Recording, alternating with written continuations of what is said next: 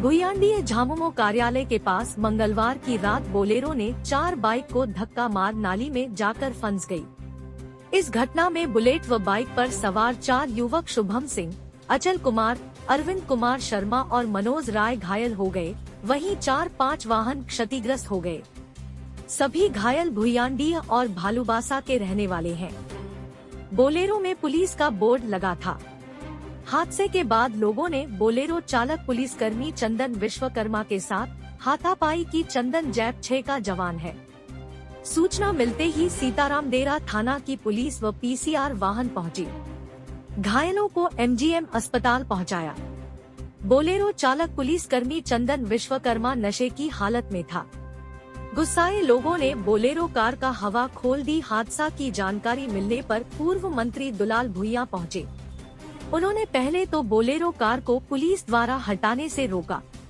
इसी बीच असामाजिक तत्व ने भीड़ पर पत्थर चला दी। इसके बाद पूर्व मंत्री दुलाल भुइयां ने लोगों को समझा बुझाकर मामला शांत कराया। इधर हादसे की जानकारी मिलने पर घायलों के परिजन एमजीएम अस्पताल पहुंचे। परिजन शुभम सिंह और अचल कुमार को इलाज के लिए टीएमएच ले गए। वहीं पुलिस बोलेरो को क्रेन की मदद से सीतारामदेरा थाना ले गई। एमजीएम अस्पताल में पुलिसकर्मी चंदन विश्वकर्मा की जांच करने पर नशे की हालत में पाया गया। इधर हादसे के बाद पूर्व मंत्री दुलाल भुइयां भुयानडीह मेन रोड में जल्द स्पीड ब्रेकर बनाने की मांग की।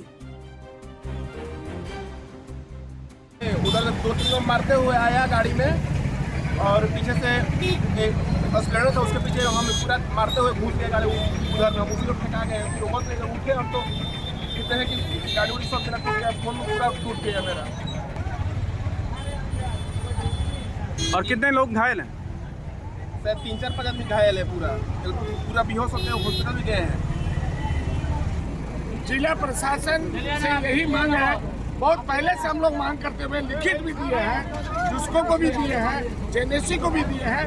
एक तो नाली इतना गंदगी का मार है और डिवाइडर भी नहीं है, आपका बम्पर भी नहीं है। इतना आबादी में एक्सीडेंट,